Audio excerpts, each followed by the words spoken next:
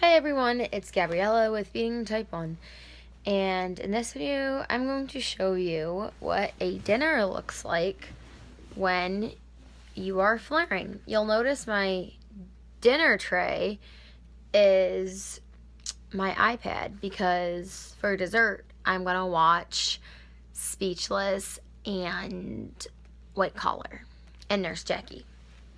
So for pre-meal appetizer, I'm going to have a PO, which means by mouth, disintegrating Zofran tablet. Yay!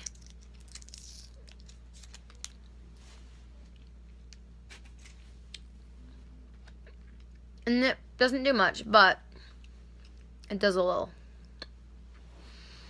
I mean, it might take your nausea from like a 10 to like a 9.9, but it's just part of the line of defense. Now I'm going to do IV Zofran via my single lumen left chest wall port.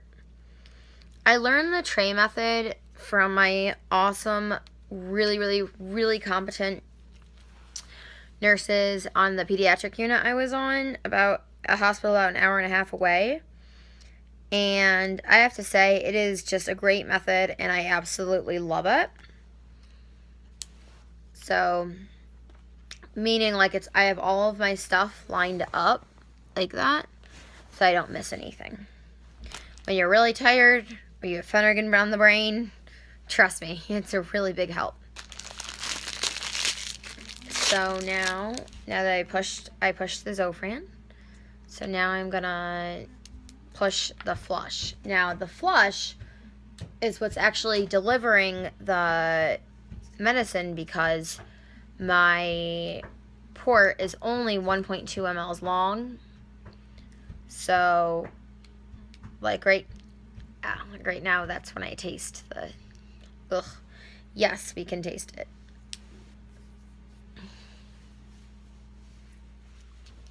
Alright, now I'm going to actually draw something up. So I'm going to use hand sanitizer first. This is Stress Relief from Bath & Body Works, and I love it because it has the isopropyl alcohol 70%, so it's technically acceptable.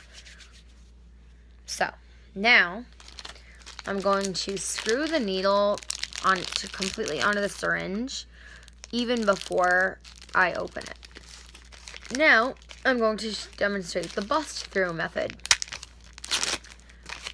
This is a huge help if you are working on a patient, like other than yourself, and you need to use gloves. It will save you a lot of annoying trying to open this stupid thing.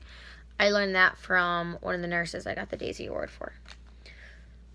My favorite thing to flip off, take that, Gastroparesis. Just flipped off the flip top to my vial.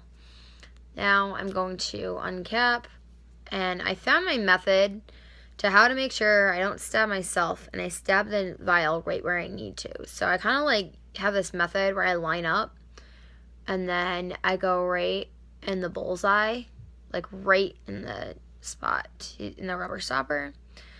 Put your air in the air, and then flip and extract the medication. It's not often that the one single vial is one dose, but in this case it is. So to get all of it out, you have to kind of like move the needle up and down, because when the medication liquid level is lower than the entire length of the needle, you have to pull the needle out to accommodate for that. So there's nothing left. I got the full dose. So now I'm going to put the cap on, and then I'm going to line up that meniscus. Yes, the meniscus is a body part. It is also a term that you will learn in chem, which is lining that up, lining. You guys can kind of see that bubble there. See, I kind of pulled back. Now I'm just going to confirm that and get it perfectly lined up like that. See? Okay. So now I'm going to unscrew this flush and hook up my fenner again, undo my clamp, and deliver.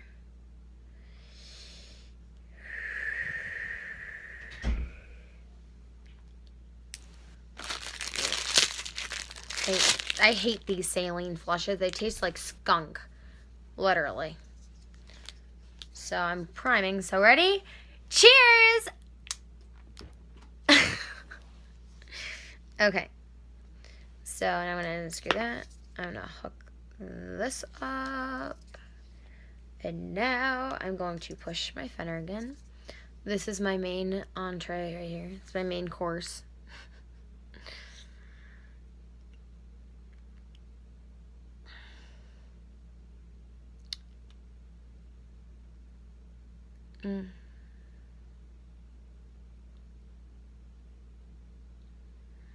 Okay. That's pushed. I'm going to do a double flush.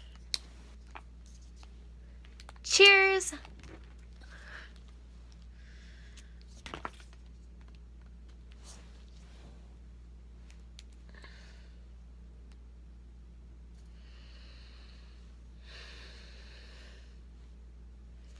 And clamp.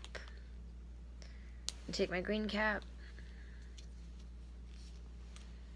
and put my green cap on there. These are called green caps, or really swab caps. Basically, it's an alcohol swab. It's designed specifically for IV central lines, port needles, and like Hickmans and Borbiacs and just central lines in general for claves. And they're super important because they help prevent sepsis by over 54%. I did not have access to these, and as a result, I fought a losing war to try to save my last port from sepsis. And because I didn't have access to swab caps, I unfortunately was unable to beat it, despite several rounds of antibiotics, the whole full 9, antibiotics, IV antibiotics, IV running, Vanco dwelling, piperacillin, ciprofloxacin, everything, with unfortunately no success. But we were able to get this one placed, and I got a pretty cool battle scar. It's in the shape of a cross, so it's pretty cool. So I have been super blessed with amazing people who have been able to help me get access to swab caps, and as a result, here's an example for you. Ready? I have had no positive growth, like no growth in any cultures, because we do cultures a lot because I'm really susceptible to relapse. But anyway, I've had no problems with this new port, other than at times it can be really painful to access. But nothing like the old one was. Oh my goodness. But anyway, I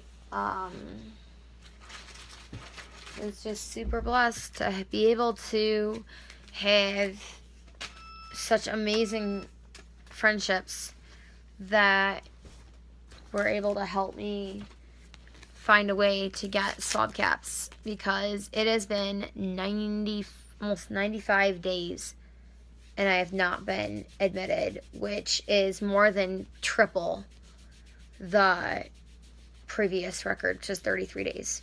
So anyway, there's a special thank you to everyone who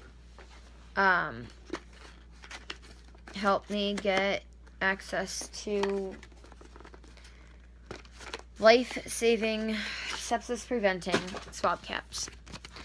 Now, the final option I have for nausea meds are these things called Syncuso patches.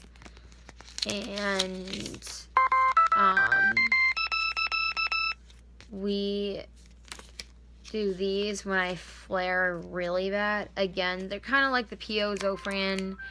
They don't really do much, but when the suffering is this bad, yeah, we just do every line of defense we have. So there it is. Problem is a lot of a lot of nausea meds are directed for chemotherapy, and unfortunately, they're not really as effective for different kinds of nausea because they are really targeted at correcting like chemo-induced nausea. But I mean, they do help to a point, but eventually when you're a gastroparetic, you get to a point where that's just it. But anyway, I hope this is helpful. Thanks for watching, and have a great rest of your day or evening.